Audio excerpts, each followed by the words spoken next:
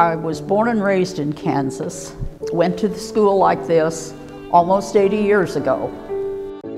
I wanted to come out to Stack School because I started in a one-room school similar to this when I was 5 years old. And it served me very well, and it served thousands of people in Kansas very well, this type of schooling. But times have changed, and technology has changed. And our young people are telling me that they need an opportunity to get work experience. And I think their grandparents and their parents also acknowledge this. And the other thing is they need to use their head and hands together. Our technology programs, as well as our academic programs, are important. The young people are knowledgeable, they are ready to go, but they need some hands-on experience. I was thinking myself, you know, if a person wants to run for public office, how do you do that? If you want to be the head of a corporation, how do you do that? So we need to be preparing these young people that will soon be, or they're soon to be, our helpers and our leaders, and we need to be preparing them.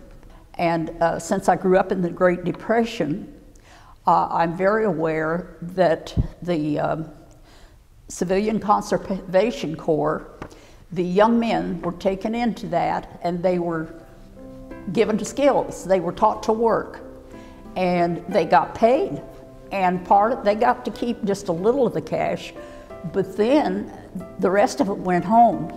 So the family had dignity, as well as the young person having dignity.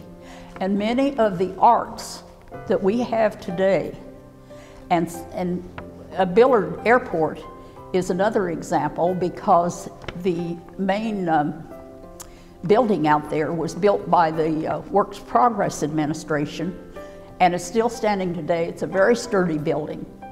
And so they learn to do a lot of different things, and many things survive today. And when I started teaching, I thought, well, I want to teach first grade, because if I could teach them to read and write, I'd know whether I was a teacher or not. And when that door shut, I had the awfulest fear. My goodness, what if I'd fail these children? Because it was a serious responsibility. And I was in my 40s when I did that. And they did learn to read and write. And there was about 24 of them in that class of first graders. And when they graduated from high school at Thayer, Kansas, I went back to the graduation. And I was so proud of those children. And I would like to see it a better place for these kids, because they are so ready to go, and they're willing, they're curious, and we must provide a way for them as well as for Kansas, and them and their families. And I just know we can do it.